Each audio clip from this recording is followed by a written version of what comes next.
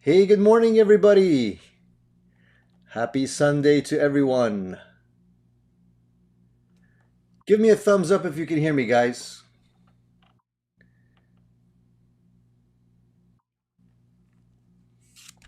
I hope everybody's doing well. Oh, let's see here. Is the volume okay? Let me check this out here.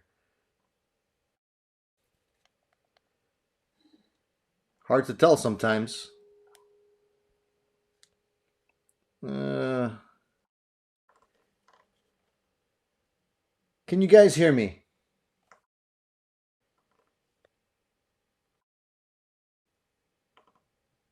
Sounds good. Good, good. All right, guys. How's everybody doing today? I hope everybody's doing well.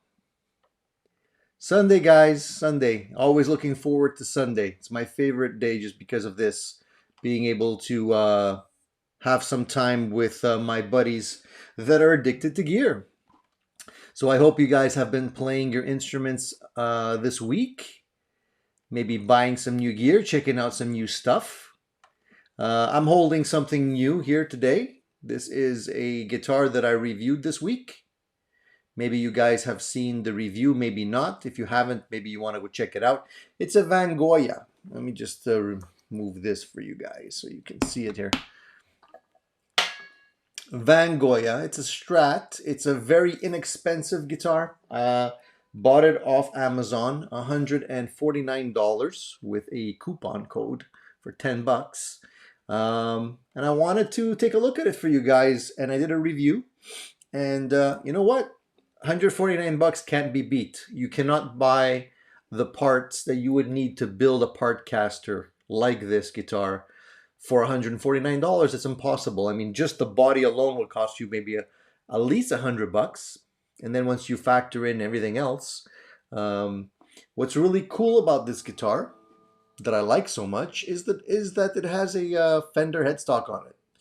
And obviously, I don't know if that's legit, if they're paying licensing fees to Fender for that, but hopefully they are.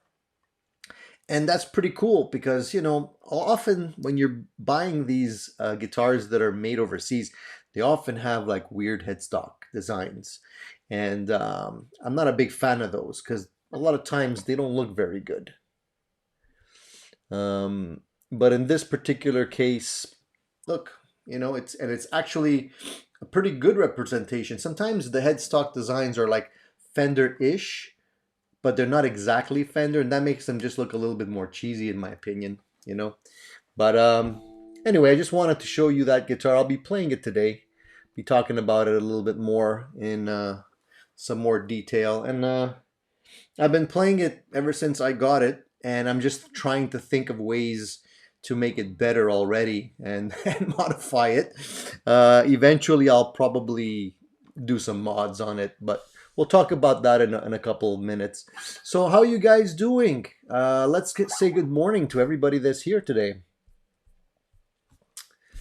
So, we have Paul. Good morning, Paul Allen. Nice to see you. Fat Philosopher, nice to see you. Cool Tunes Made Easy from Toronto, nice to see you. 5150, always in the house. Thank you for your support, guys. Um, there's a couple of questions already. Tim's here, Bruce is here. The Cal's here also. The Nye is here. Nice to see you guys. Good morning to everybody. If I skipped over your name, please forgive me. Ed B, Keith, all you guys. Nice to see everyone here. So today is number 34 already. And as usual, I'm offering the 10% coupon code for the show, ATG34, and that gets you a 10% discount off any of the merchandise, which helps support the channel. And you guys, I think you guys that have been here a couple of times already know how it works. I just want to remind you of that.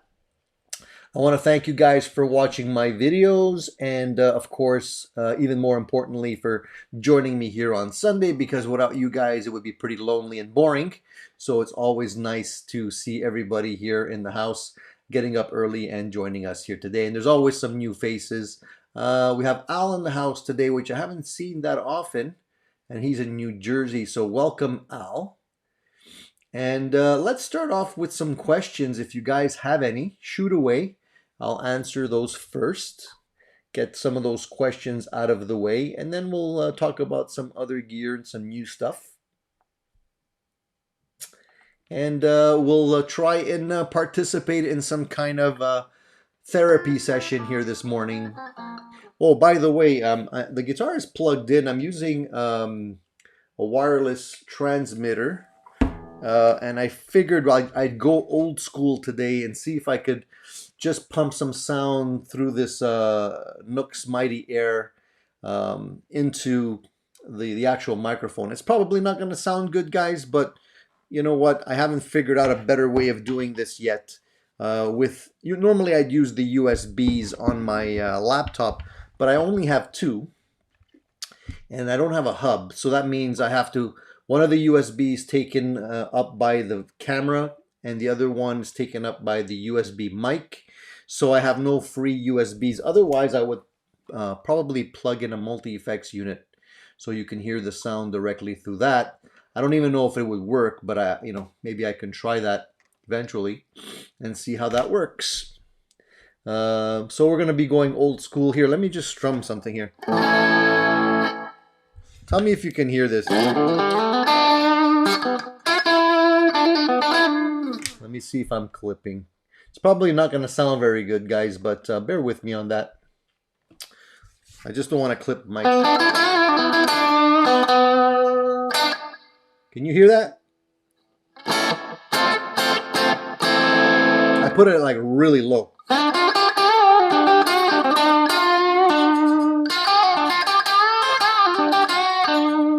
How does that sound? It probably sounds like mush. Let me know how that sounds, guys. Yeah, the reason why I was plenty loud. All right, cool. Thanks, Keith. As long as it doesn't sound too like, great, grainy, that kind of thing. Hey, Rich, nice to see you, man. Thank you for joining us.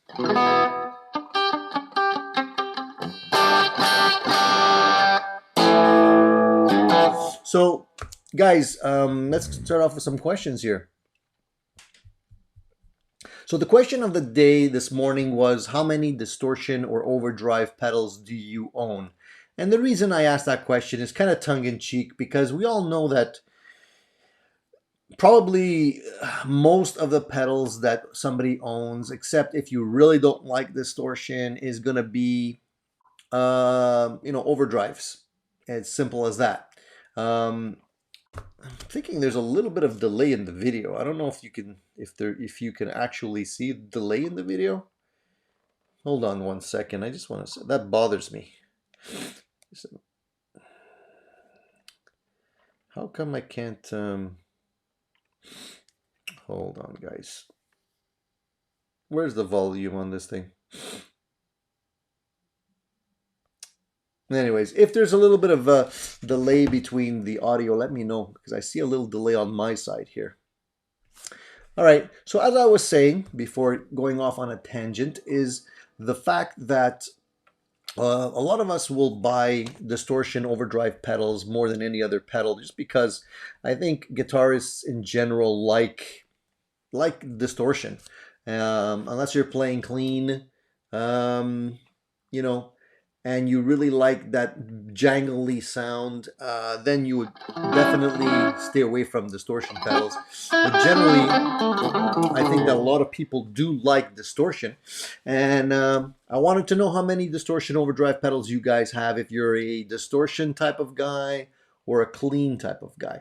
Because I'm trying to get a feel as to what direction I should go with my pedal reviews, because I find often they're distortion pedals that we're reviewing, and so maybe spend some time reviewing some other pedals that are not necessarily distortion.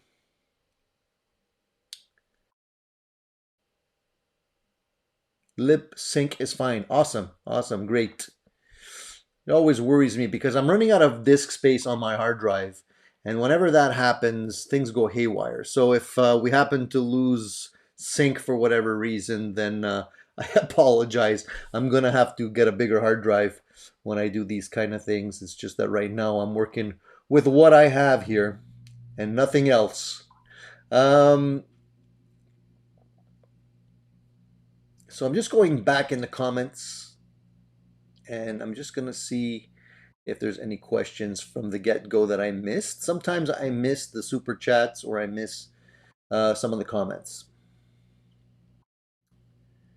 All right, so Bruce says that he has just a Boss SD1 for when he needs just a little bit of extra kick, prefer just neutral overdrive of an amp or natural overdrive of an amp. I'm like you, Bruce. I like the amp overdrive the most, but sometimes you do need some kind of a boost just to get her over the top. And what I normally do on my pedal board is I have a boost, like a clean boost, like an EP booster. And that's just to fatten things up, and that stays on most of the time. And then I have like an overdrive, a light overdrive, and a more aggressive overdrive. And sometimes I run them together. So I have like clean on the verge of breakup sound from the amp, then light overdrive, then more aggressive drive, and the boost. And that usually is enough to get me anywhere I need to be.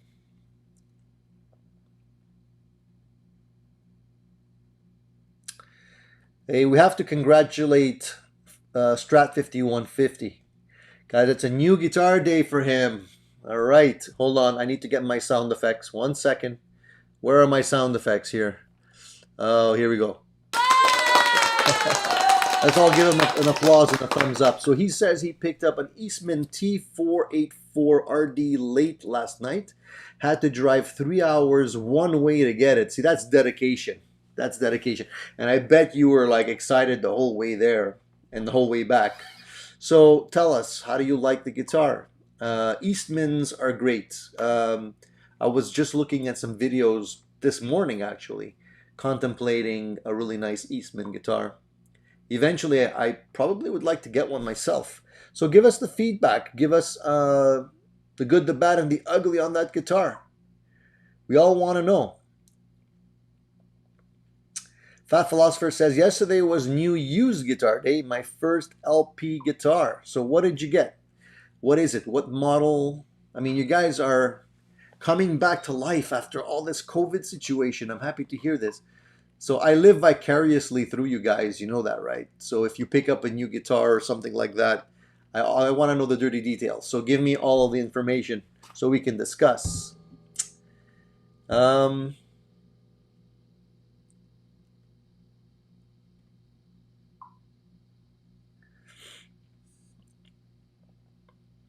Eastman T486, not 484. Okay.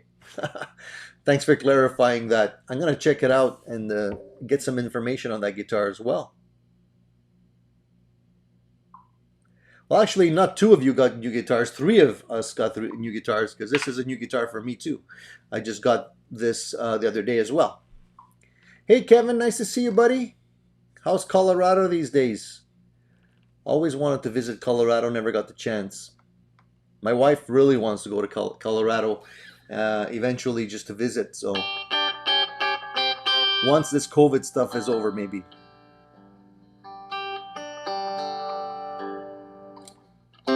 So Fat Philosopher says he got an ESP, and that's an LP50. And the ESPs are great guitars. They used to be a lot more popular back in the 80s. A lot of metalhead guitarists were using ESP back in the day. Then they kind of like, I'm not going to say died down, but you know, they were less prevalent. And then they came back, so pretty nice. Why did you choose the ESP specifically, Fat Philosopher?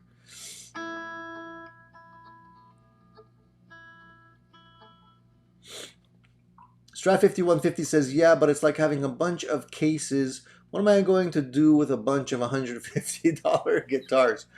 Mod them, man. That's what I'm gonna do with them. I'm gonna take this guitar, this $149 guitar, and mod the crap out of it because it's a great modding platform.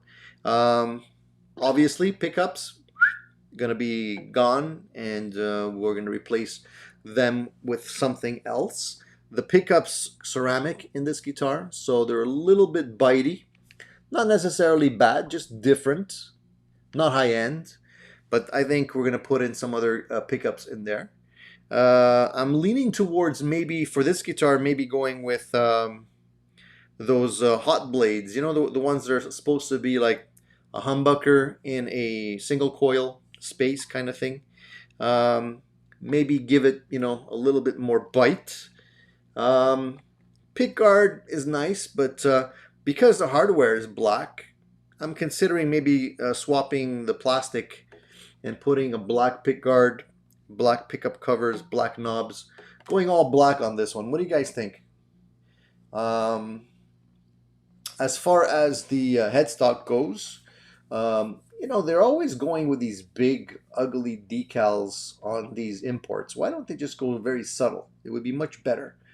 All these kind of weird things.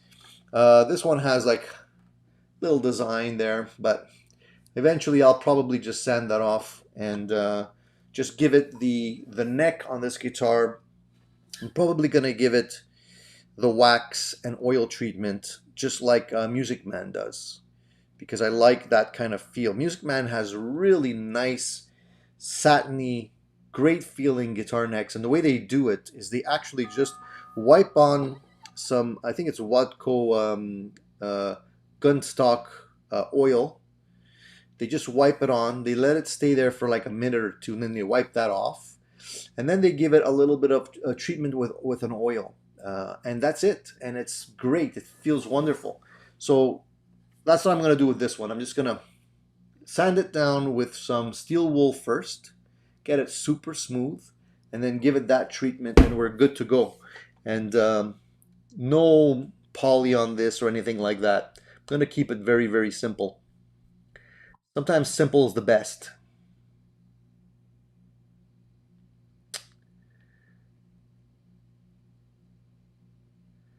I mean, I don't usually go for that metal look on the guitars, but considering it's mostly, black hardware, why not?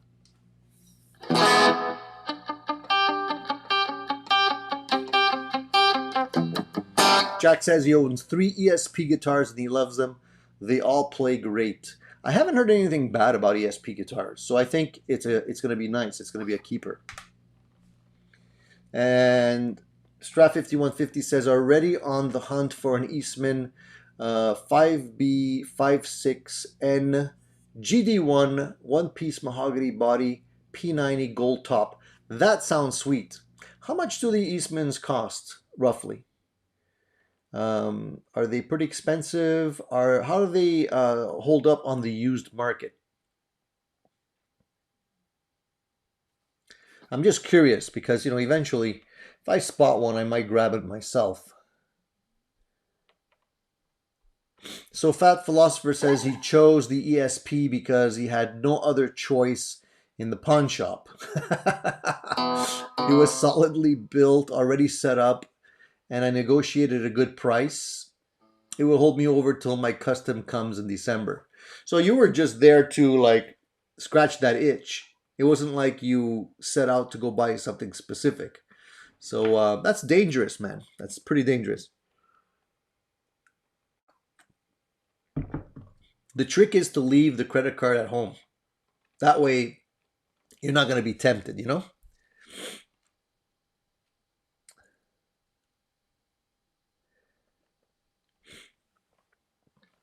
Bruce says most of the mid-priced Asian guitars are 500 to 900. I think they're as good or better than most of the US Ace stuff from the 80s and 90s. Yeah, my experience has been that, Bruce. The stuff that I've picked up from Asia, mostly Japan, is like kick-ass.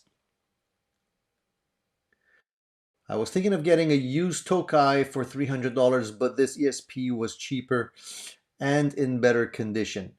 If you're gonna get a Tokai for $300, it's probably gonna be the China ones and not the Japan ones. I would recommend you can, like, if you really want a Tokai, wait and get the Japan versions. The Tokai versions are the Chinese Tokai versions are hit and miss sometimes.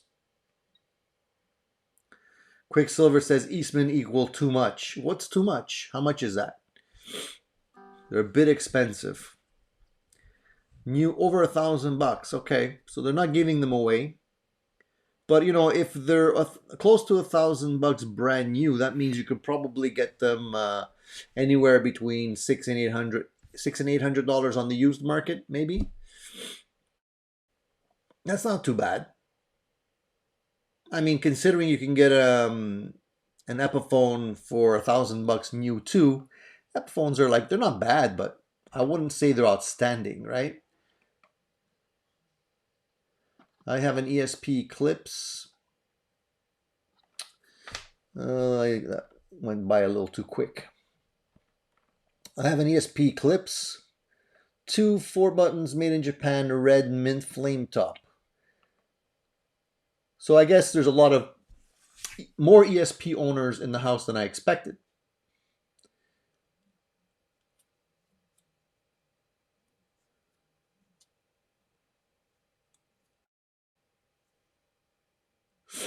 So I guess Paul's giving some tips here. He says, trust me, Alan, put an amp on clean and set a metronome on 140, and I will do triplets accurately from one end of the neck to the other without dirt.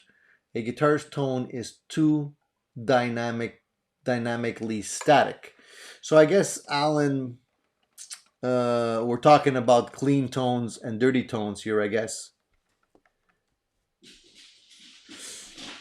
I like both. I like to play dirty, but you know, clean is great too. It's just a question of how you use it, and you know, getting a clean tone. Ah, here comes my buddy. Hello there. Hi there. Oh, it was just a matter of time before she would barge in to sleep underneath the desk here. My best friend, eh? All right. So I was actually working. Stop being a mooch. She just wants to be petted all the time. If I don't pet her, that's it. She needs more attention. She actually comes and get it. All right. So I was actually using some time before we came in. I was actually doing the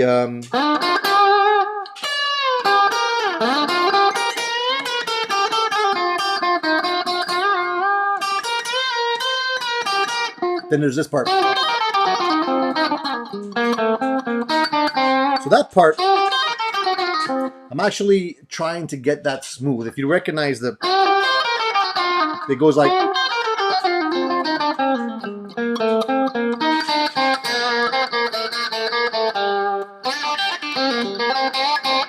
I don't know if you can actually hear it properly, but that's the solo to Smoke on the Water. And I just love that. All the nuances. Just and that this part here is really like you have to get the fingers moving.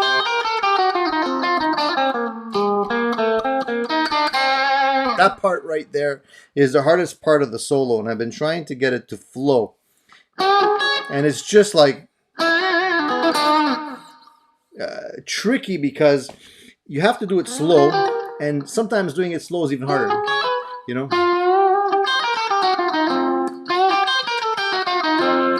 And then there's the part of the solo that sounds like a little bit baroque.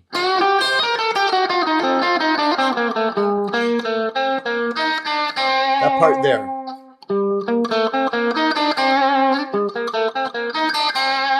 That's really the nice, beautiful part of that solo. The tricky thing about that solo is you have to get it dead on. If you mess up the timing, or if the band is slow on the take and you end up on that end note of that solo, is like so important.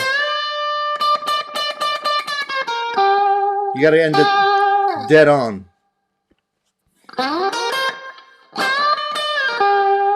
And if you miss that last note on the solo, no matter how well you played the rest of it, it's down the tubes. But that's what I've been kind of trying to get flowing, because we're doing some recordings with the band and we're actually trying to get some cover songs well recorded. So we're taking some time to actually do recordings, not live like I normally do, but somehow just bringing the laptop, bringing the recording equipment, and doing a semi-live take on some of these songs. And definitely is a lot. It's a lot of work, and it really makes you listen to the songs, because we're trying to do like very close renditions of the actual tunes, and that's one of them. So I want to just be able to get it to flow, and been putting down some tracks there, and it's a lot of fun. Actually, what I've been using recently is this. I don't know if you guys, I probably showed you this last time. I'm not even sure. This is the NUX MG300 little multi-effects unit. Not very expensive. I've had it for a while. I haven't actually been able to take full advantage of it because I wasn't able to get it to connect with the USB. And what ended up happening was I tried a whole bunch of things. I tried to download the firmware and try to get the editor working, because it's a lot easier to get to tweak the sounds with the editor, because the screen on this thing is really small, like it's tiny.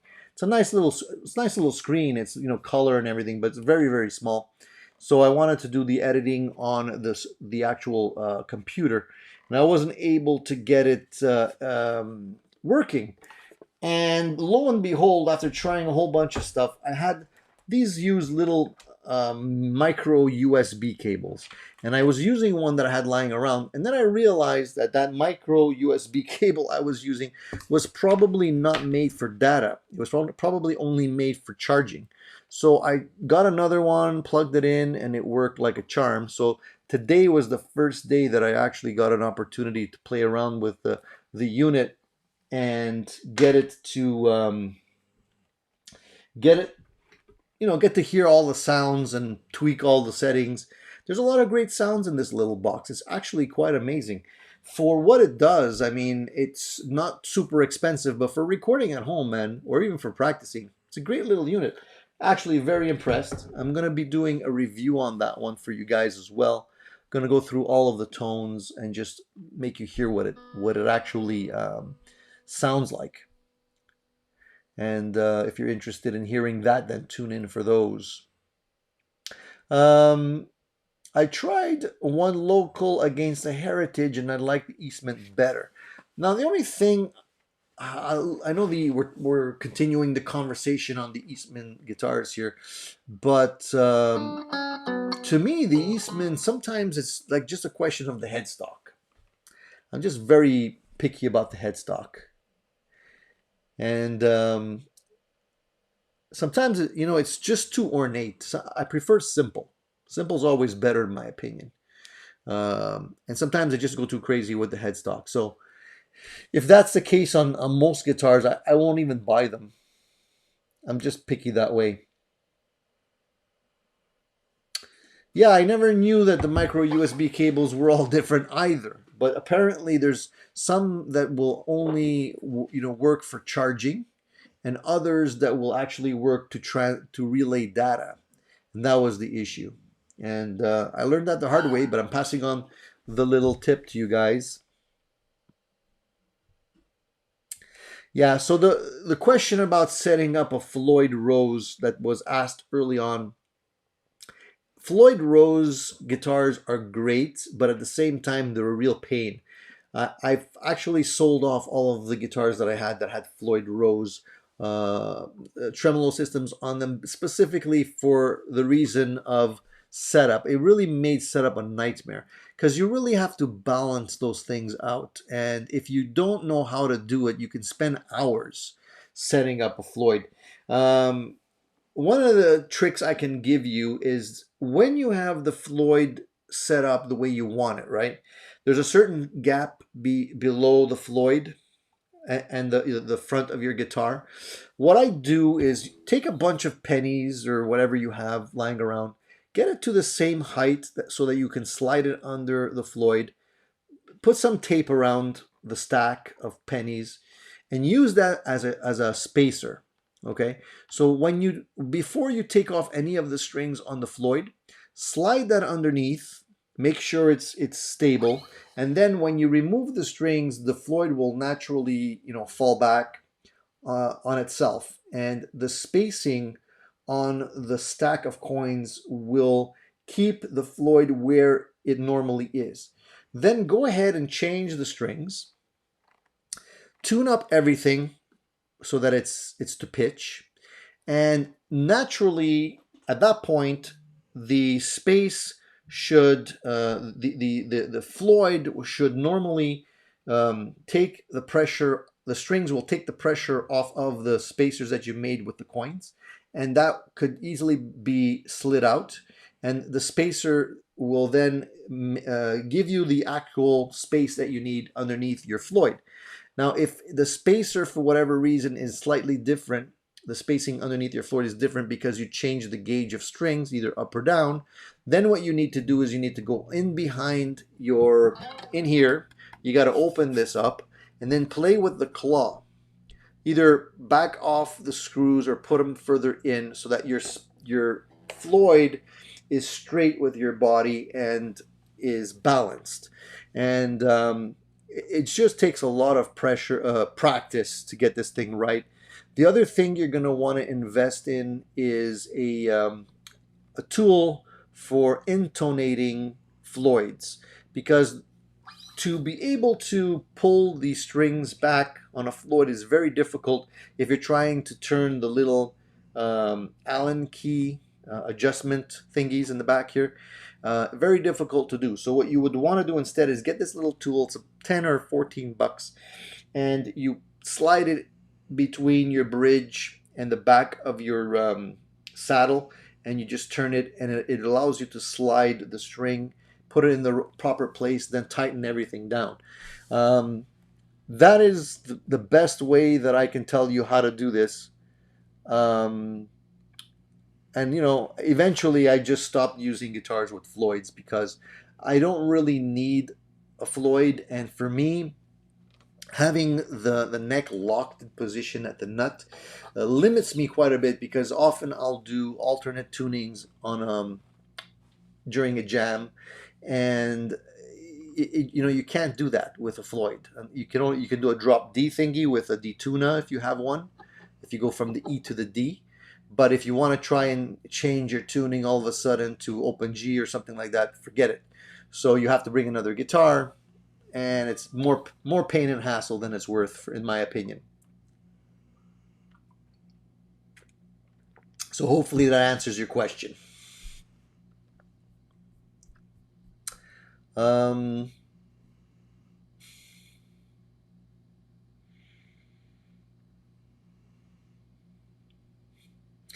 Quicksilver says, my cat does the same thing when I play the guitar at the most inconvenient time. Buddy here starts meowing loudly and rubs his head against my leg. Maybe he just wants me to stop murdering the guitar. Yeah, sometimes I get the feeling my dog is trying to tell me the same thing. Yeah, they're great though.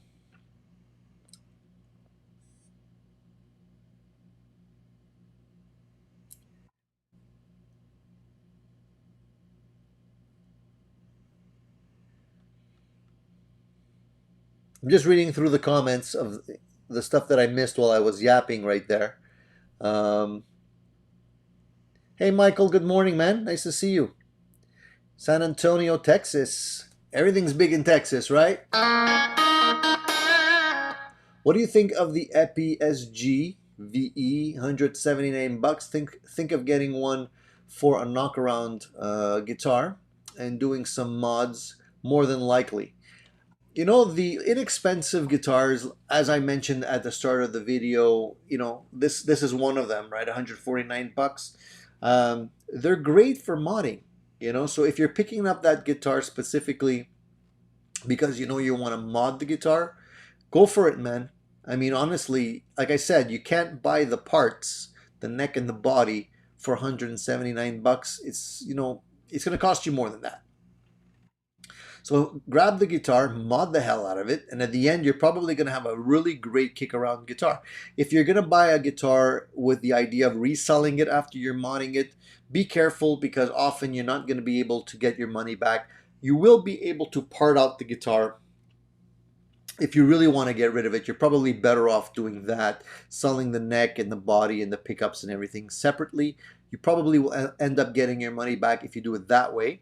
But you know, if you think you're gonna put like really expensive guitars and pickups and hardware on the guitar and sell it for the money you paid, you probably will not. So if it's a keeper kick around guitar that you want to mod or maybe use as a learning platform to do your own guitar repairs or whatnot, fantastic. Go for it, man. You know, I don't see any reason why not.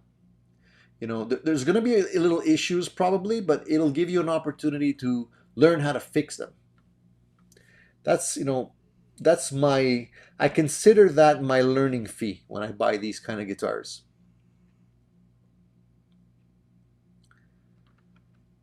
This one, for example, when I was playing it, when I did the demo uh, on my channel, you'll see the demo I did on it this week.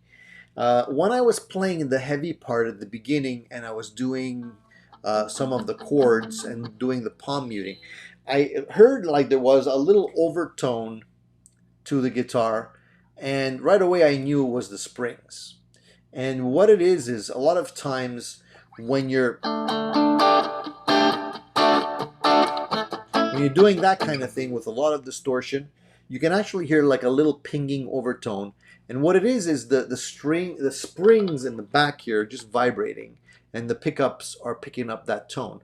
But that's like super easy to fix. I'll show you. I actually made a video of like 2 or 3 different ways of fixing that. It's very, very simple.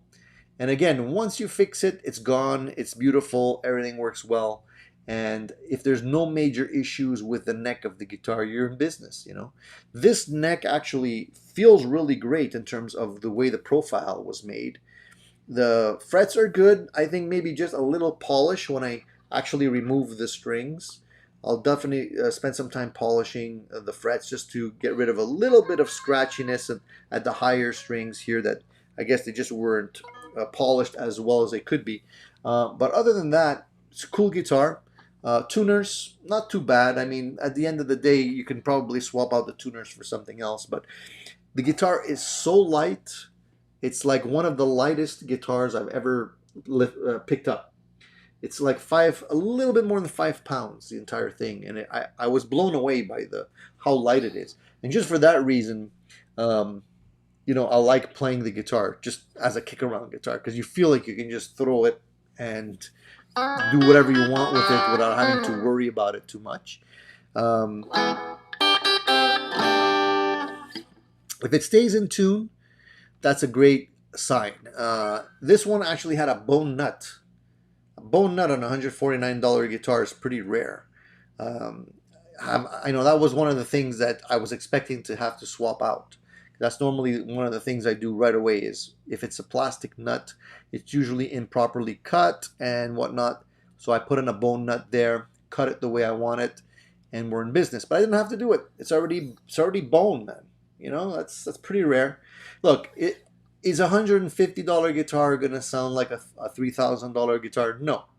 If you consider, if you think that's gonna be the case, then you're gonna be very disappointed. Obviously, you know, a $3,000 or $4,000 guitar feels very different. It's refined. They spent the time setting it up and doing all that kind of stuff.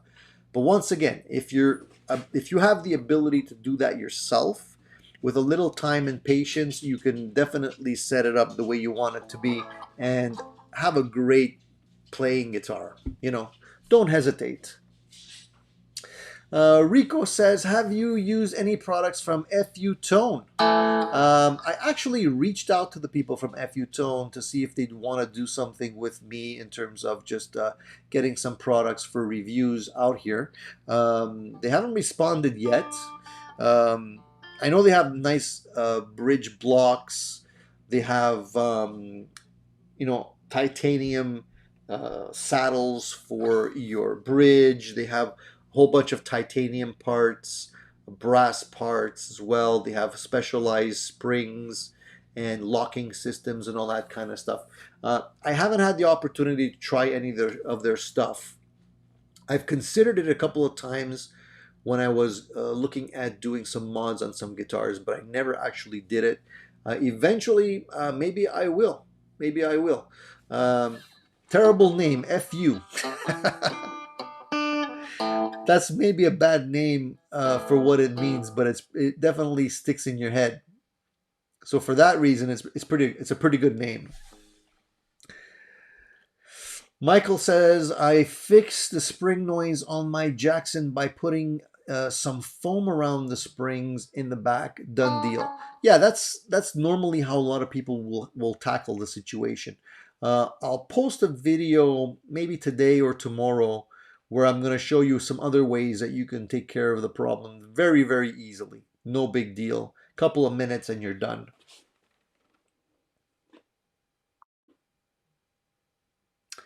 Fat Philosopher says, they say when you get used to it, you can set up a Floyd in 15 minutes. That's probably true, as long as you start off the process the right way. If go off half-cocked, not knowing what you're doing, good luck. You're going to be stuck there for a couple of hours. The worst thing you could probably do is take off all the strings on a Floyd at once. It's better to go one string at a time when you're working with the Floyd Rose. Rico says they have noiseless springs. Yeah, they do. But I'm going to show you the video that I'm going to post. If you watch it, you won't need to spend money on noiseless strings. You can make your own. It takes literally 2 minutes. A really great mod guitar is an East Coast GT30, $130 USD, because it comes with the frets and neck all sorted out and good tone wood and an impressive fit and finish. All right, I'll take a look at that one.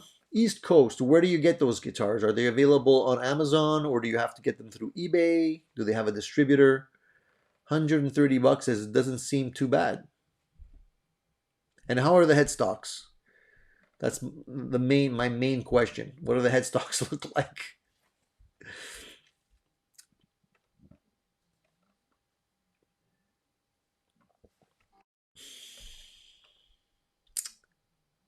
So Cool Tunes Made Easy is asking me what I did with the neck on my 335. Anything yet? So basically, for those of you who haven't been following the drama of my 335 kit guitar that I spent a whole bunch of time making, only to discover that the neck, I thought the neck was actually set properly, but it's actually a couple of millimeters off. And it's my fault. I should have checked it before spending all of the time finishing the guitar and working on the guitar finish, but I didn't. And so the neck is just a little bit off, and what ends up happening is that the E string is the problem. It should be further out to the left of the guitar, and so I had a couple of options. Either try and remove the neck and reset it, get a bridge saddle that would allow me some left and right movement. There are some manufacturers that make those. Live with the crooked neck and re-drill the bridge. Just move it slightly over a couple of millimeters, re-drill it and put it in, and live with the guitar as is. Now, because I'm anal, I didn't like those ideas.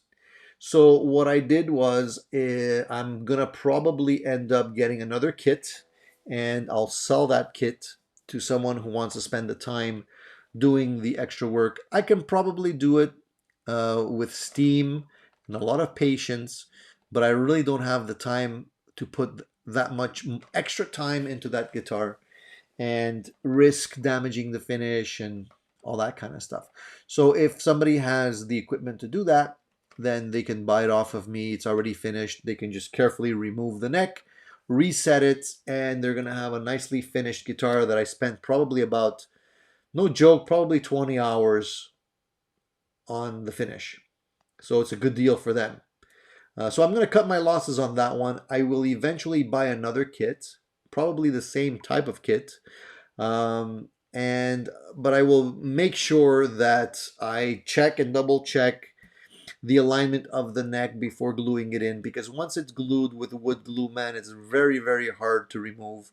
I might even invest in some cowhide glue or fish glue, because it's a lot easier to remove it once you put that in. You can actually heat it up easily and remove it.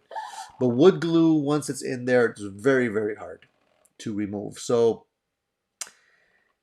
you know, it's chalk one up to experience. This is why I like to do these kind of things, because you learn, and it helps me with all my other guitars whenever I have issues. I know different ways you can tackle stuff like this, and but it's just a pain, because I was so looking forward to putting that guitar together, because it was coming along so nice, and I knew it was gonna be a nice guitar. It was gonna play nice for sure. But I'll take another kit, I'll start over, and maybe the next kit will be even better. So just unfortunately, sometimes there's no happy ending to these stories. Strat 5150 says, I thought about the kit or even the budget 335 and upgrades, but I really don't want to wire one. Yeah, 335s are an exercise in patience when it comes to wiring. You definitely have to be super patient. Um, Again, there's tricks for doing that kind of stuff. Two things I can offer you in terms of some of my personal experience. First of all, you wire everything outside the guitar first, right? And so once you have the harness wired up, you want to make sure you leave enough space so that you're not like really tight with the wiring. Otherwise, when you try and pull the tone pots through the holes, you're gonna have a hard time. The other thing is you get yourself some tubes that you can buy in an aquarium shop or wherever, the plastic tubing, and you can fit that over the shaft of the pot, um, and then you can slide the tubing through the hole and pull the pot through. The tubing will grip the pot and allow you to manipulate it within the body very easily and just pull it through. A lot of people like to use string. I don't like to use string as much because it's hard to handle. It's very thin, it slips, and sometimes it just comes off. And then you're fishing, like trying to fish your pot and strings through the holes and all that kind of stuff. I just find that the little tubing trick works a lot better. If you do that and just take your time, make sure nothing gets tangled. You do one pot at a time. I usually start with the one that's furthest away and work my way closest to the F hole, and then it usually works out. You know, just patience. That's all you need. If you really don't have the patience, just bring it to someone to do the. It'll cost you like $50 or whatever, but you know, you save yourself a couple of hours worth of work. The time you spend is worth money too. So you know, definitely consider that when you're doing work that's beyond your skill level. And you know, definitely if you don't have the right tools, then bring it to somebody. It's well worth it. Richard says my DIY guitars never come out right the first time. Which ones have you tried, Richard? Just curious. I got an itch for building an EVH style guitar kit from a kit, just because I want one to have lying around. You know, those EVH striped guitars, they're a little bit, you know, corny nowadays, right? You're gonna go out with a guitar that's striped like EVH's guitar, and everybody's gonna expect you to be playing like EVH, and when you can't, you kind of look silly, right? But I've always wanted to have one lying around, and I thought it would be fun to build a kit like that and just keep it here in the studio and putz around with it a little bit. So I have my eye on one of those. The MJT Warmouth Strat that I built came out better than I could have hoped. It's my favorite Strat with the SS frets. It might be my grandkids' forever Strat. Well, you know what? Warmouth makes great stuff, man. And if you have an MJT neck on a Warmouth body, those Warmouth bodies are really, really sweet. Some of them are really amazing. I've been looking at them over and over again with my finger on the mouse click buy now button so many times, like almost clicking it. But I just reconsider every time I look at the shipping and handling and duties that it would cost me, you know. So, but one day, who knows, I might actually get one myself. Alan says, let me just lower my seat here. Alan says, same for me, new tuners, pickups, and pots, but not a kit build. So you're just doing an overhaul on your existing guitar, is that it? You're just trying to make it play better?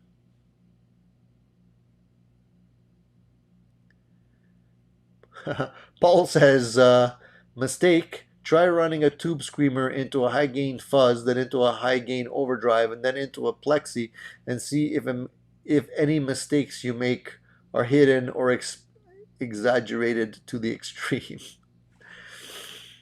You know, it's funny because we were talking about clean versus dirty distortion pedals. People who like distortion pedals and people who don't. Um, and definitely, if you have certain amps, um, you got to play clean because it really does put a magnifying glass on your playing. Uh, for me, in my experience, the Mesa Boogie amps that are like the Mark III that I had specifically, you had to play really, really well. It was a very tight guitar amp, and it would definitely show all the blunders. Of course, there's other amps that are just easy to hide because there's so much saturation and compression that it hides your mistakes. You know, so like Fender amps are kind of like that. You know, if you have a good Fender amp and you're playing clean, all the mistakes show up.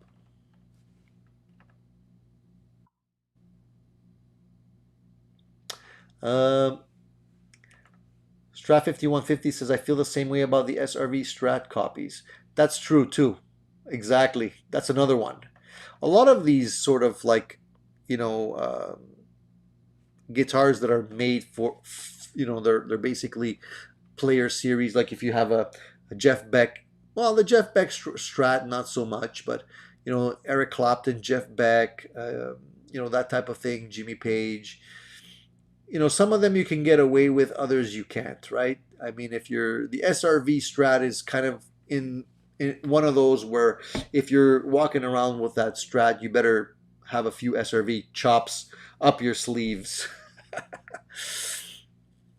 The MJT, okay, so you went the other way around. The MJT body with the Warmouth neck.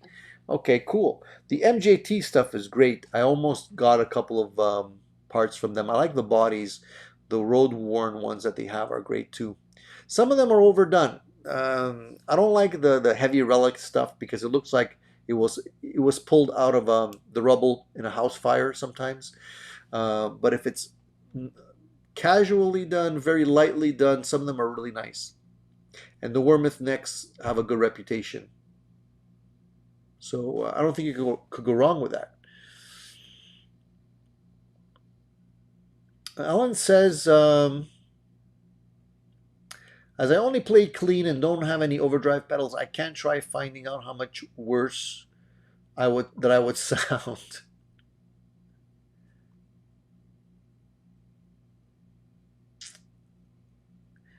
Strat 5150 says, it's good to practice, I think, to crank up some gain and learn to mute and control it. Kind of like holding a ticking bomb. That's one of the things that I noticed with a lot of beginner players. They don't know how to handle the gain.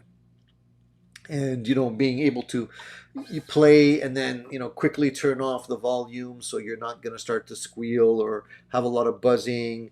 Definitely the muting between the chords, and just being able to play with the volume control as well, to be able to get the different levels of saturation and all that kind of stuff. That comes with experience. But yeah, it's definitely a good idea to be able to practice before you get in a live situation or have to play in front of somebody. Plug a Telecaster into a clean Fender amp and get awakened to all the mistakes you don't know you were making. That's true. That's part of the reason why I like Telecasters. They cut through so much that you really can't hide behind an amp so much.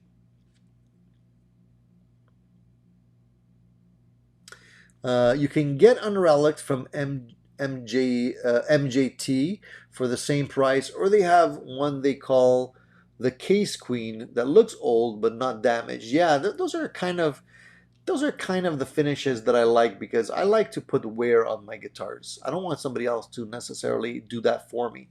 So if it looks a little bit aged, uh, you know, like a closet classic or whatever they call it, that's okay by me, because then the rest of the dings I can put in myself. I'm pretty good at doing that. Naturally relict.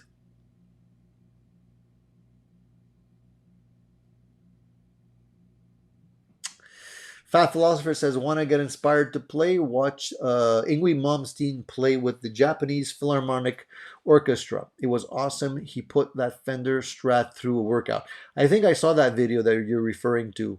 Definitely interesting. I mean, obviously his appreciation for classical music, definitely that was a good example of his technique when it comes to playing that style of music.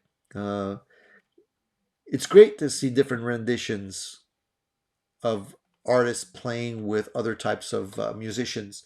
The one that actually put goosebumps on my arms was when I saw um, Mark Knopfler playing Brothers at Arms uh, with an orchestra, and it was so emotional. Like, he was playing, like, there's a difference between playing a million notes quickly and whatever, and that you can appreciate the technique and the type of practice that went into learning how to play like that.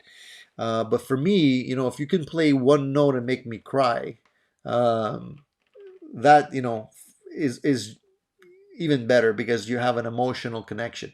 And although I'm not a huge fan of Mark Knopfler, uh, that particular performance was amazing. If you have an opportunity, check it out. I'm sure it's on YouTube somewhere. And the way he was playing and the heaviness of the tune and the words just like gave me goosebumps, I'm telling you. Rico says, I just picked up a Blackstar Silverline 10-inch. Have you played one yet? I'm really happy with it. I haven't played that particular model. To be honest, I only played one Blackstar, and it's the one I own, and it's the JJN that I have right here in the back of me, right there. See it? There. Whoop, right there. I was miking it yesterday because I was using it to record some stuff. That's the only one I actually have had the pleasure to play. I had tried a couple of Blackstar amps, the big heads that they had way back. This was probably like over 10 years ago. But I never was taken aback by the stuff that they were coming out. It sounded good, but there was always something that made me not pull the trigger. The JGN was, to me, it ticked off all the boxes in a small, compact combo, and I'm super happy with it. I still have to put up the video with the sound clips for that one, but it's a great amp to be able to play straight into the amp with no pedals.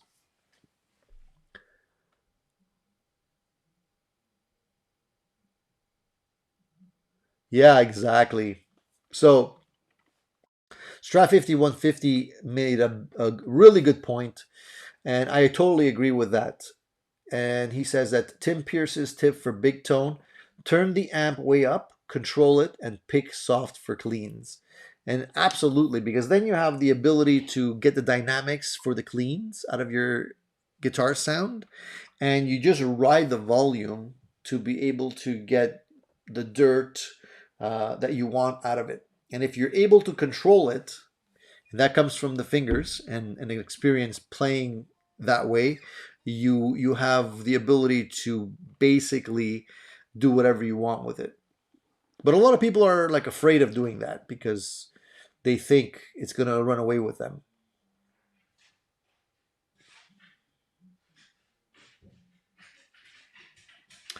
Fat Philosopher says, I think Malmsteen can play the blues, but I'm not sure many bluesmen can play what Malmsteen played. I agree with you.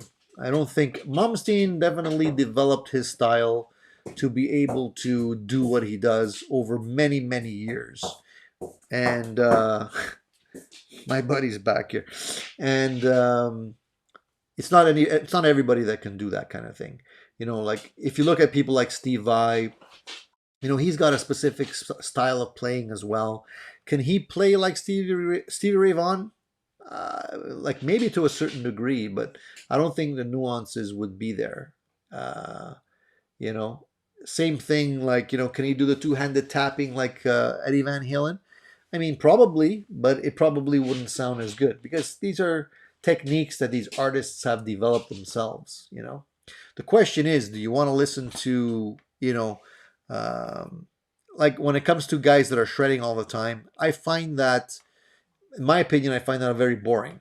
I like to listen to it for about 3 minutes, but if I have to sit through, you know, 45-minute concert, an hour concert of the same stuff over and over again, it gets kind of dry for me.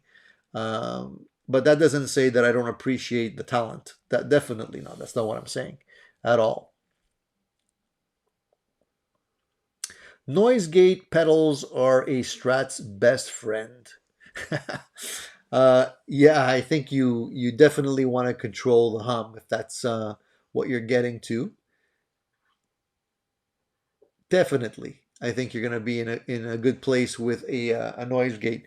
Just, you know, you have to be careful not to have too much because then it's like it sounds weird. Bud says, I just scored a JJN for 475 mint. Nice, man. That's a nice score for sure. Where did you find it? And which one, what type is it? Is it the head? Is it the cabinet? The combo? What is it? Just curious. Randy says, I think Carlos Santana is the king of giving the one note phrase soul. Yeah, Carlos Santana definitely is a very melodic player. I definitely one of my big influences for sure. Um, it's funny because you know you listen to him play live, and most of the heavy lifting is done by his musicians, and he's just doing the melodic playing. But obviously, you know, he definitely developed that style over so much time. Um, so much soul. Definitely has a spiritual connection with his music. I really like listening to him playing. Paul says I can play at scary speeds, but it's not better than David Gilmour. My goal is to head in that direction and only use speed for cluster dispersed between slower playing than is expressive on every note. So here's a tip that I try to keep in mind when I play that I can share with you guys.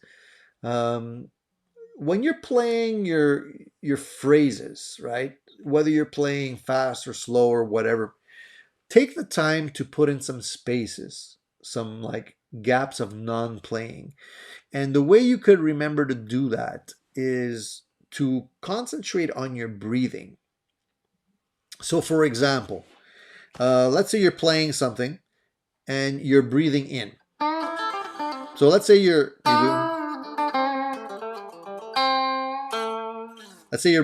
breathing in. When you're breathing out, stop or leave some space there.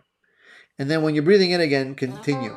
So you're almost you're almost playing phrases like a singer, because a singer can't continue to sing nonstop, right? It's the breathing in and out. Same with like a saxophonist, for example, or somebody playing the trumpet. You need to stop to take a breath. So if you play and you try and keep that in mind when you're playing, it kind of gives you more air or space around your playing, more like David Gilmour or Santana or these type of players, which I think makes it more interesting, makes it more human. If you go on and on with your playing, it's almost like you're listening to somebody just jabber on all the time without taking a break. You know, it's it's less interesting, less natural. Phrasing is like super important to develop, and that's something that should be considered from day one of taking your lessons when you're starting to play. A lot of people don't concentrate on that.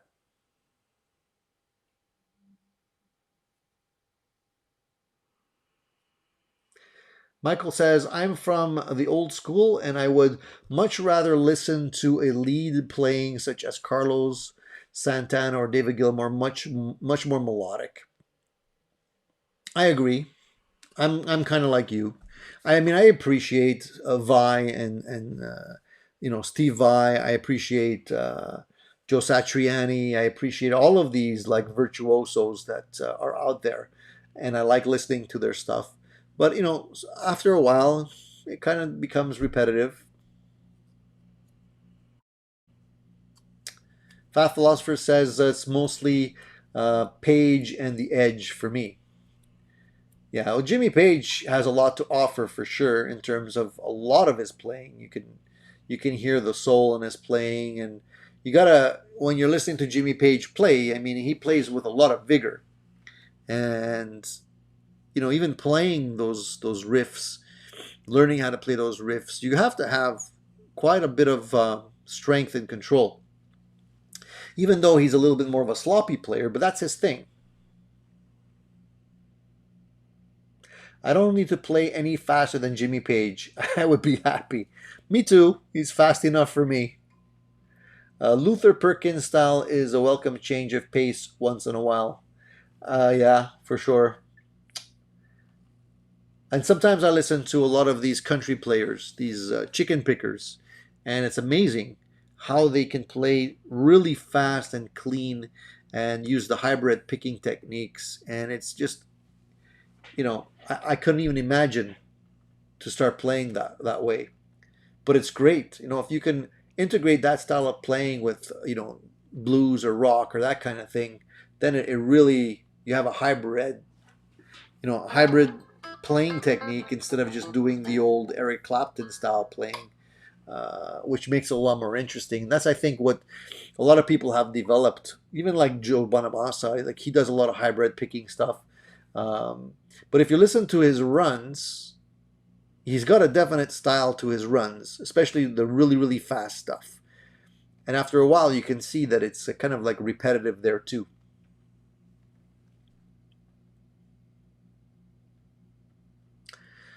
Um,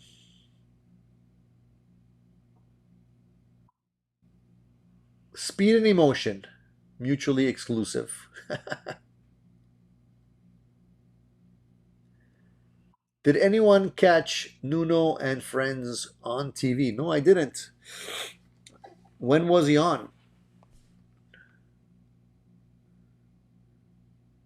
You can never outplay Jeff Beck's ear.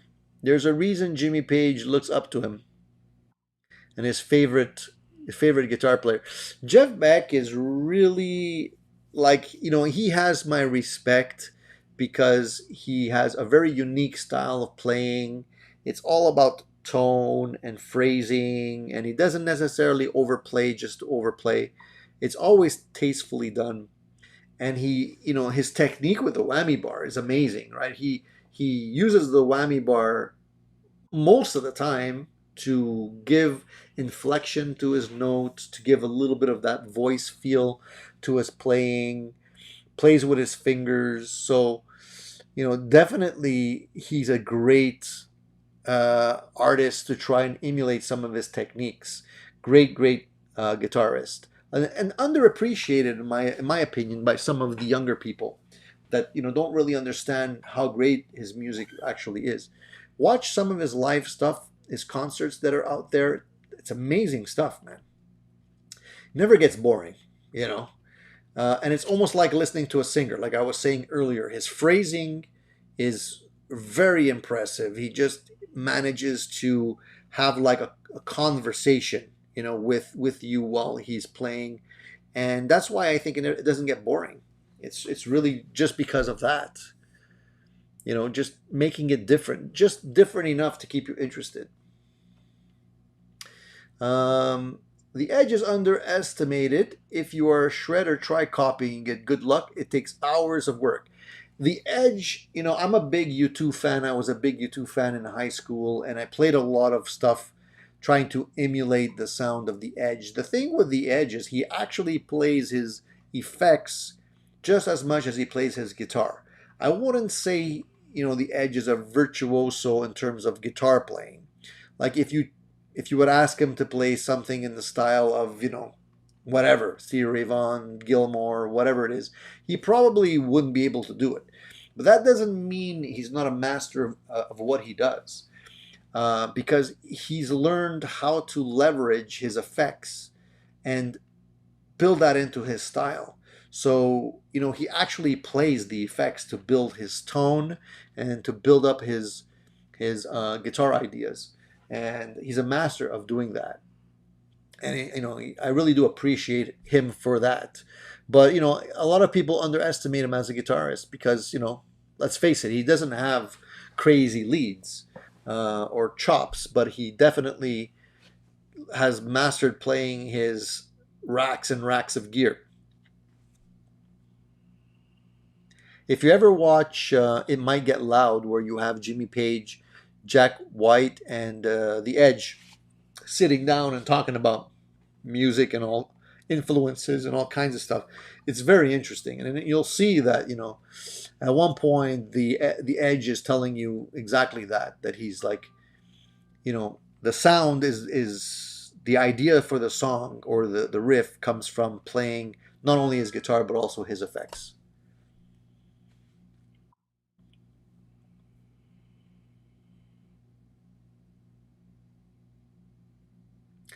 So Fat Philosopher says his teenage years was Page, The Edge, and Mustaine.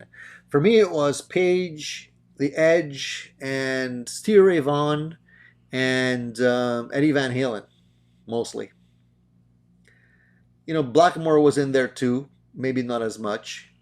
Al Di Meola was in there for a certain amount of time, getting into the fusion stuff. But mostly Jimmy Page, Eddie Van Halen, Stevie Ray Vaughan, and then later on Gilmore and those guys as well.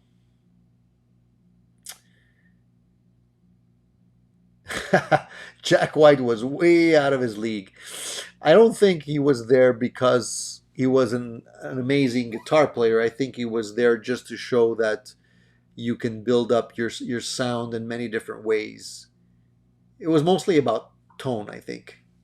Because at one point I'm like, what is Jack White doing there? Maybe somebody canceled. you know, it would have been interesting to do that with Jimmy Page, maybe Steve Vai or Joe Satriani or Carlos Santana. I could name many more guitarists that would be higher up on the list than Jack White, but I don't think that was the point.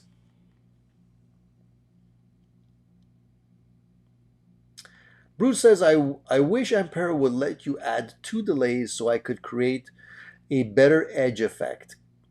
Yeah, Katana does it now. Excuse me. I felt the same way, Bruce. There is a workaround to that. There is one delay pedal that they're offering inside. If you go in your settings, there's one. It's kind of a dual delay that allows you to actually layer two different delays into one.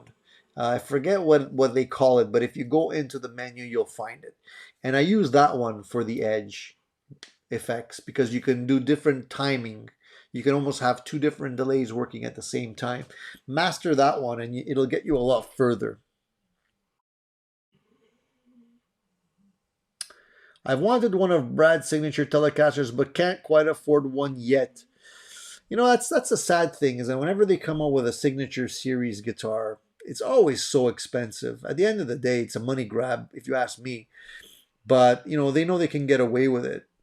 It's just like so sad that unfortunately you have to like be gouged to be able to appreciate those guitars.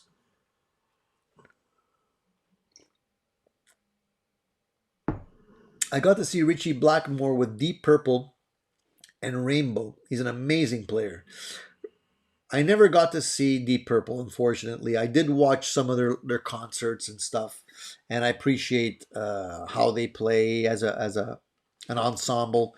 And Richie Blackmore is definitely a phenom. He definitely had his own tone, and the way he played his solos so clean.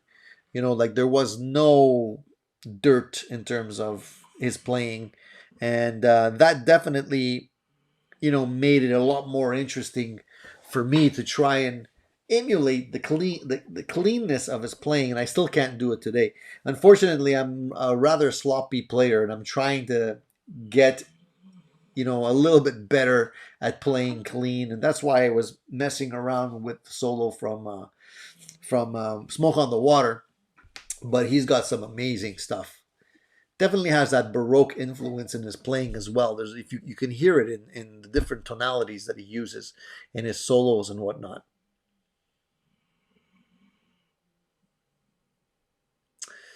Jack Collins says, "Yeah, I don't know how much my wife spent on the Dimebag Daryl Razorback. Just got skulls all over." It's funny to me that Brad Paisley has a Fender signature Telecaster, yet every time I see him play, he's playing a Crook Custom, not a Fender. Well, the Fender pays the bills, but the Crook is what he actually enjoys playing. You know, I think Brad Paisley, the type of guy that is always hunting for tone and he's always playing something different. He's one of those players that I think his gear always kind of morphs into something else. So I'm not surprised. There's a few players that are like that. They're really hard to follow and figure out what they're using because it changes so often.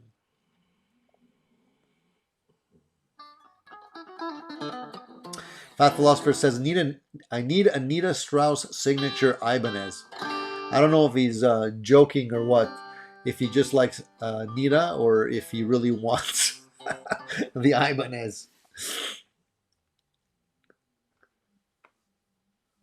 I saw Hendrix twice and Clapton, Cream, and Jeff Beck in Truth, all inspiring.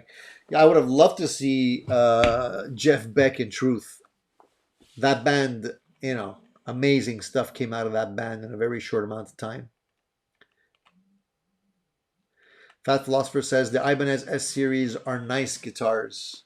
You know, I tried a couple of times with Ibanez guitars, and my first guitar was an Ibanez that I kept for many, many years. And through the years, I've owned a few other ones. If you go back into my really, really early videos, there's one I'm doing. I'm showing how to play "Message in a Bottle" by the Police. That's an Ibanez as well. I had a few other ones, but they never really stayed too long. I think it's the neck scale on the 22s, and some of them are go up to 20. Yeah, yeah, definitely the ones I had were 22s, and I think it's just the way the neck scale length and some of them had a Floyd, and I think that combination was not necessarily what I was after. So often I ended up selling those guitars. The new ones look nice, however, it's just the price. The price on them I can't swallow. $2,500, $2,600. That's a little bit too expensive for my taste. The you know, we were talking about pedals and dirt pedals and what. Uh, I think I cleaned out my collection of dirt pedals. I think I'm only up to about 8 right now. I had a lot more, and I got rid of them. There's another one that I have my eye on right now. It's the Screddy Major Overdrive pedal. Sounds really nice. Screddy makes really nice pedals if you guys don't already know. If you haven't had the opportunity to try some of their, uh, not just the dirt pedals, but even the fuzz pedals, that type of thing. Really nice. The Lunar Lander was one of the pedals that I really liked from them. And they just came out with recently a distortion pedal called the Screddy Major. Sounds really nice. So it's on my radar. Will I buy it? I don't know yet, but it's on my radar.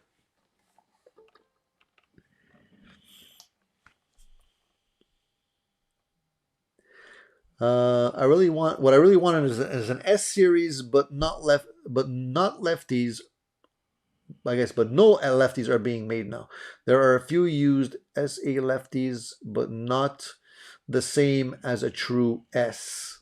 Yeah, the S series are nice. You have to get used to the thickness of them. I bought just on a whim. I still remember it was like a fluorescent yellow R series Ibanez at one point. Looked a lot like what happened before the Gem. I also had a Gem Junior. Uh, was a nice looking guitar, played cool, super thin neck, but I mean, it was definitely 80s. It was 80s written all over it. So I was kind of like, do I really want to go out and play a fluorescent yellow guitar live? And I'm like, I don't think so. So eventually I ended up selling that one. I just wish they would start getting into more subdued colors. I know Ibanez has already started to do that. Charvel's not yet. Charvel has some really great guitars, but the colors really just turn me off. I mean, there's again, I don't need fluorescent anything today. So just give me some other color choices. That's all. Like maybe offer the fluorescent purple and oranges and yellows and reds, but at the same time offer something that is a little bit more neutral, a little bit more less blingy. That would be great.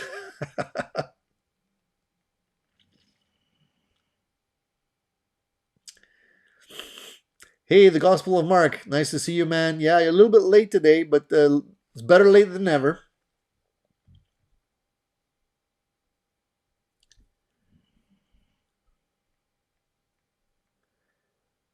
The Strauss Jiva series are S style and don't look like 80s. Yeah.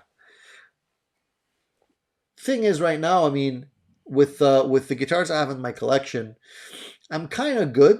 I'm not gonna say I'm not gonna buy any more guitars because I got this one right, and this is like, but this was kind of like on a whim because it was really inexpensive.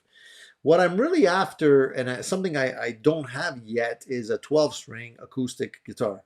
And I've always felt that it would be nice to have that 12 string sound. I don't even know how to tune a 12 string guitar. I've never actually played one, but definitely that would be something I'd be interested in maybe checking out. Just for like the hell of it, just to like round out the collection and get something that I don't already have. Lefties, yeah, being a lefty guitar player really does suck. Have you ever just considered doing it like Hendrix style, just taking a righty guitar and flipping it around, just doing one of these? There's some guitars that are a little bit more conducive to doing that than a Strat because Strats are a little bit awkward. But that's a last case scenario. You can always do that.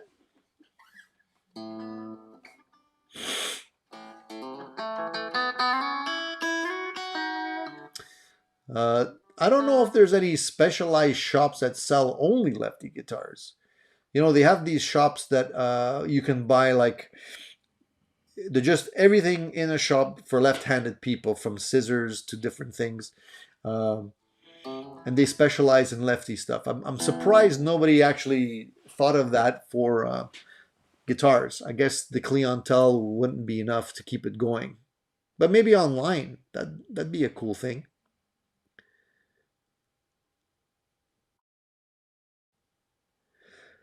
Fat Philosopher says he bought an acoustic Ibanez and has shown me that I don't like acoustics. So why did you buy? Is that the first acoustic guitar you purchased? You just bought it because you felt like it? Or did you buy it specifically because you were aiming for something? Anyone else jamming today? I got social distance band practice at 2. What is that? What's a social distance band practice? Is that live or like through video? I've been jamming, and we've been jamming with my band on a regular basis. The space where we jam is big enough that we don't have to be close. I mean, we're usually at least 15 feet apart, so it shouldn't be too bad.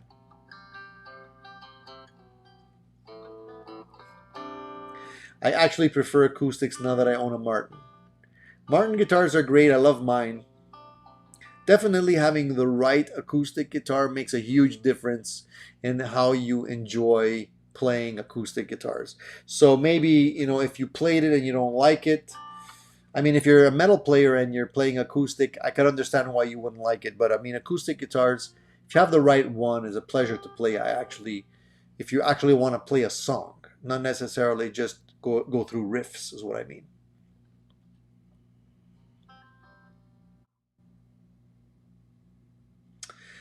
Richard says, I think Hendrix reworked the right-handed guitars so the knobs would not get in the way. I don't know. I mean, he probably did modify something. I'm not really sure if he flipped anything else around. If you really want a challenge, then you play a la Albert King, where you flip your guitar around and you leave the strings as is. Ever try bending high string this way? I can't even pluck it. Oh man. I would never be able to get used to doing that.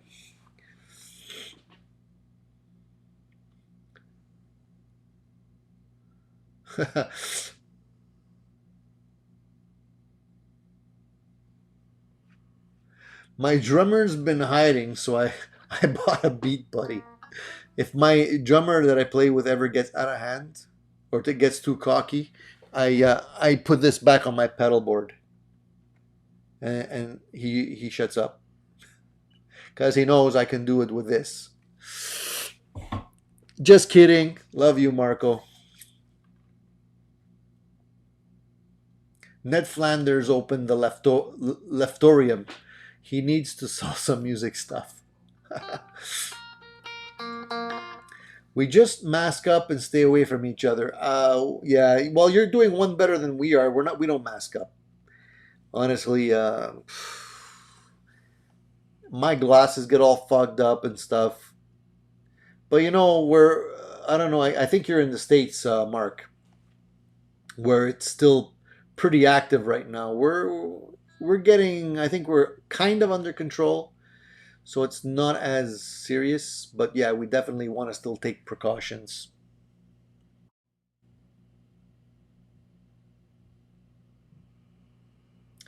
In the 70s, both Gibson and Fender gave Hendrix proper lefties. He died shortly after. Yeah, pretty sad.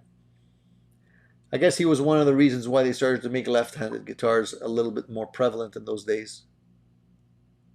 Take it easy, Vox Guitars Rock. Enjoy your workday, man. I guess we all have to become drummers or keyboard players. That way you don't have to be right or left-handed. Is that actually true? I mean, if you look at what they were saying about Ringo and his playing technique, he was a lefty playing a right style kit, and his rolls would definitely sound different, even though he was playing a normal kit. So I don't know if that's true. Jack says, I'm still looking for a bass player in my band. Bass players are hard to get, man. For some reason, I don't know why it is, but we had gone through a few bass players, and it wasn't that easy to find the right one. Luckily, we have a really great guy, Frank V, if he's watching. Frank, You're doing an awesome job, man. Keep up the great work. All the Muppets on the Muppet Show play guitar left-handed, even Kermit. My favorite Muppet was always Animal. He was the best. Yeah, yeah, I realized that, Mark. I've been keeping track of the numbers, and yeah, it's pretty scary still over there. I'm keeping my fingers crossed for you guys out there, and hopefully things will get under control before winter. Oh man, it's a really sucky thing to be living that. Ours got pretty serious as well here in Canada, but we managed to kind of keep it down. We could have done better here, but it is what it is, right? And I didn't say that because of the Trump thing. That amazed me when he said that in that interview. It is what it is. When he was commenting about all the people dying, and I was like, "What?" I can't believe he just said that on TV. But anyway, it's getting to the point where nothing that comes out of his mouth is shocking anymore. Um, Paul says only 8 ODs. The Sketty majors sound a lot like the original MI Effects Crunch box. The Silvertech M5 is unreal in its great tone yet versatility. Watch the Sean Tubbs review, a must do listen. I'll definitely take a look at that one, man. Thanks for the tip.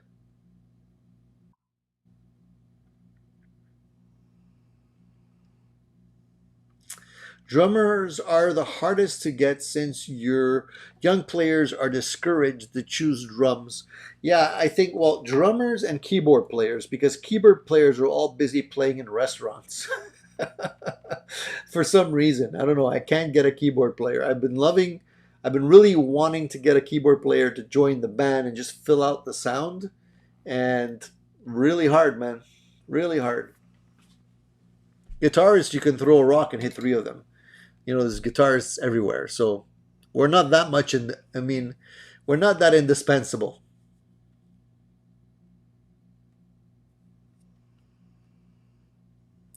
Anyways, guys, listen, it's 11:30. I've been jabbering now for over an hour and a half. I think we're going to call it a day. Thank you guys for tuning in this Sunday. I had a whole bunch of other stuff I wanted to talk about, but I always get distracted with all your comments and questions, but it's okay. I prefer to, have those discussions when we're live like that. And I'll answer other questions and comments another time. Um, Appreciate you guys tuning in. Give me a thumbs up if you like what we're doing here. I really do appreciate all of the thumbs up. If you have any other comments, do it now. Ask the question, and I'll try to answer before we actually head out. And of course, if you want to support the channel, please consider subscribing if you haven't already done that. And obviously, take advantage of the ATG34 coupon code that you can use to grab any of the swag. And it's listed down on my videos, and that goes into helping me get the stuff that I need, like USB cables that actually communicate so I can make my videos for you guys. And I appreciate that.